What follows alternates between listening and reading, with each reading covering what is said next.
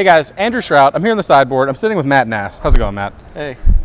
And you're known as a combo aficionado. Yeah. And so I imagine that when you heard that you were allowed to play combo in standard, Yeah. you were a little excited. Yeah. So you've shown up with a combo deck today, and it is not even the traditional combo deck of the format. Yep. There's a little bit of an extra bit of spice to it. You're playing Astronomer Ascendancy.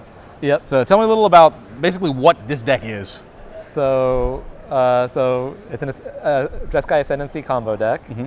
So the basic combo is Jeskai Ascendancy, Retraction Helix, and then some sort of mana producing thing. Okay, which we have a lot of. This build has more than your average deck. So like the deck that Li Shitian played at the Players Championship had like all mana producing creatures. Sure. So he had Sylvan Caryatid, Rattleclaw Mystic, and I forget what his last one. There's sometimes Kiora's Follower or Voyaging Satyr. I don't remember exactly what was in his list. In your case, we just have the 4 Caryatids in terms of just the other mana creatures. producers just get hit by removal spells, and like they're not great cards really on their own.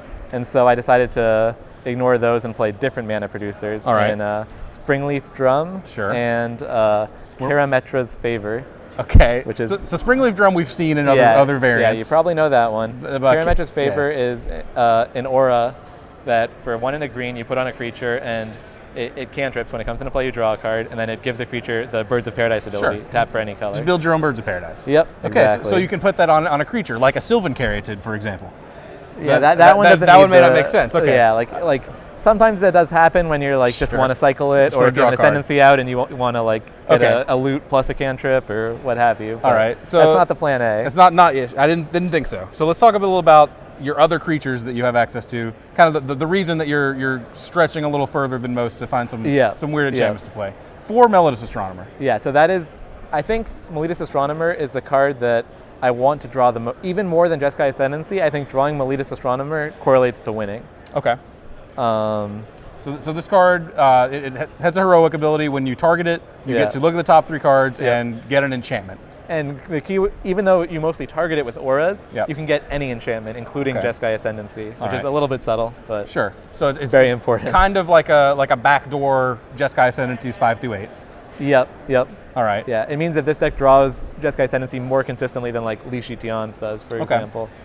All right, and so in addition to the Karametra's Favors, what else can we target this with? What other enchantments do we have? Dragon Mantle, okay, which is just a cheap enchantment. I think almost every Jeskai Ascendancy combo deck, no matter what flavor it is going to play that card. Pay 1 red, draw a card. Yep, pay 1 red, draw a card, and trigger Jeskai Ascendancy. Sure. Basically. Okay.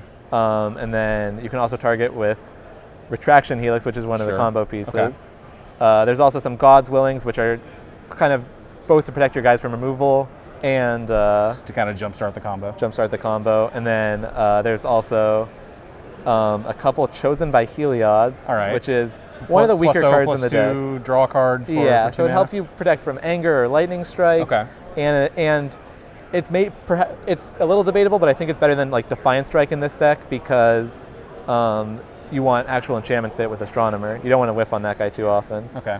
And then I want to ask about this card in particular. There is one more card that serves multiple purposes. It's both a cheap creature and enchantment hit with Astronomer and something to trigger heroic. Nyxborn Rollicker.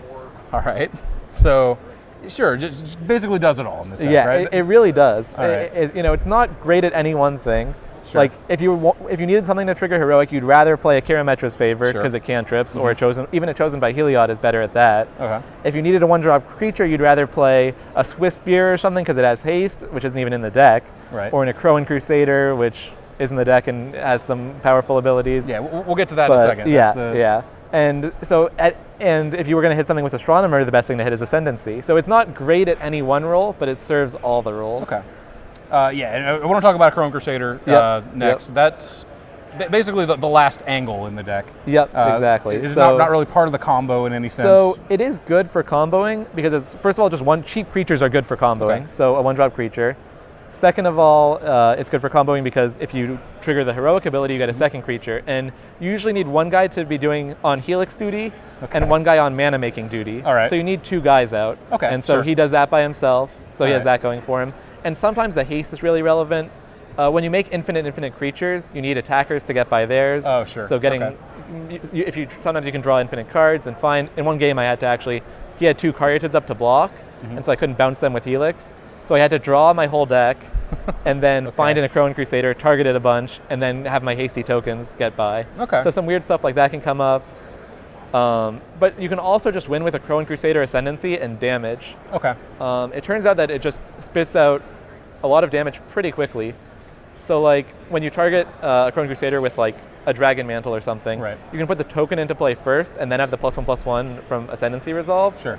So one targeting enchantment will give you the Crusader plus one other 2/2. Then if you play a second targeting enchantment, you'll have 2 3/3s and a 2/2.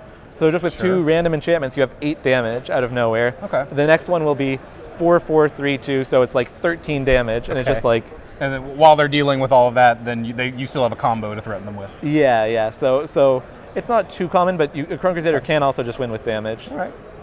What are you hoping to play against when you're showing up with a deck like this? So basically, the metagame at the Players Championship was perfect for a deck like this. Okay. Like tons of green, black, X. I don't really care whether the third color is white or blue. Sure. So Abzan or Sultai, just decks that don't put a lot of pressure on you. Okay. If they have a little spot removal to disrupt you, that's fine. You can grind through that pretty easily. Okay. But not too many counter spells. Thoughtseize is a bit annoying. Sure. But whatever. Just by virtue they of put having so little pressure on you that you can just set up forever. Okay. And that's why the Astronomer version is so perfect for the current metagame. You can play some grindier games and win. Okay. And then I assume by having a combo, period, you're just always going to go bigger than however many Hornet Queens they can throw at you. So yeah, absolutely. You're just not worried about until the you're at 0 life. life, you don't care how dominating their board presence is. Okay. What are you hoping to avoid then? The deck I got featured against in round 1 didn't seem like a great matchup. He was playing Esper Control. Yeah. Blue Black's so-so, but then he in addition to his discarding counter spells also had Utter End, which is a lot better than Perilous Vault against me because it's just quicker. All right. The super fast decks with a lot of pressure and some disruption, the aggressive Jeskai decks or mono red aggro are also so-so matchups. Okay.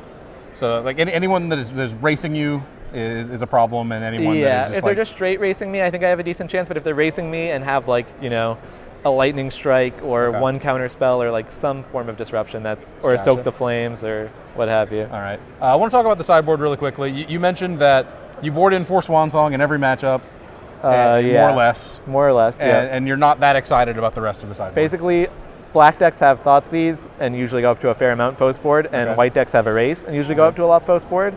And almost every deck in the room is going to either have black or white. Okay. And so you can pretty easily swap out the Swansongs for God's Willing, I also cut the Chosen by Heliod's in almost every matchup just because it's the worst card in the deck. It's the worst card, sure. Yep. So some card had to be the worst card, and it was that one. And then I was struggling for other cards in my sideboard that I would board in any matchup. So the key to sideboarding with this deck is less is more. Okay.